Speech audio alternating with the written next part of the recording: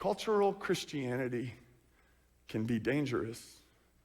Simply adhering to Christian values and Christian norms without a white-hot pursuit for Christ and apart from a desire for reaching the next generation in the lost world all around us leads to rotten fruit on dying trees.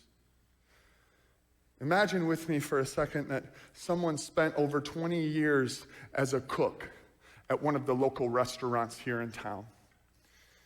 Now imagine with me the boss of that restaurant brings this young kid off the streets who doesn't know a spatula from a pizza cutter, and he says, okay, 20-year vet, I need you to train this young man up, let him know what it means to be a cook.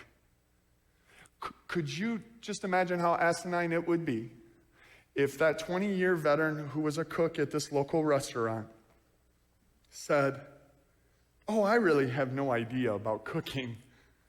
I'm just trying to figure this out myself. I don't think I'm capable of raising up another person. If you were the boss, you would think to yourself, what?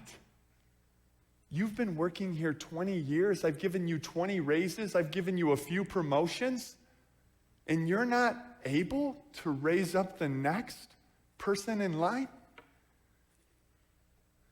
Now imagine how crazy it is when a person who says they've been following Christ for some 20 years, but when they're given the challenge to pour into others and make disciples, they say, that's not for me. I'm not a pastor. Oh, I'm not a pastor. That's not my thing. I'm not really capable of that.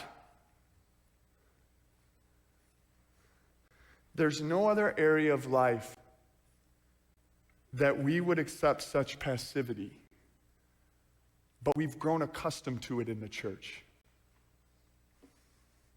Isn't that shameful? Doesn't that stir your heart up a little bit? I fear being there. You're like, well, you're the pastor. I hope so. I don't care if I was a lay person. I was a lay person before I was a pastor. I fear just coming into a Christian culture and being like, just look the part, just fit right in. But yet I can't make an impact on a person's life on a personal level or scale. Here are some scriptures that were burning in my soul with that thought in mind. Mark 1:17. This is Jesus walking down the Sea of Galilee. And he sees Peter and Andrew, his brother, and he calls them. This is the call. The disciples says, come follow me, Jesus said. And what was the purpose? And I will send you out to fish for people.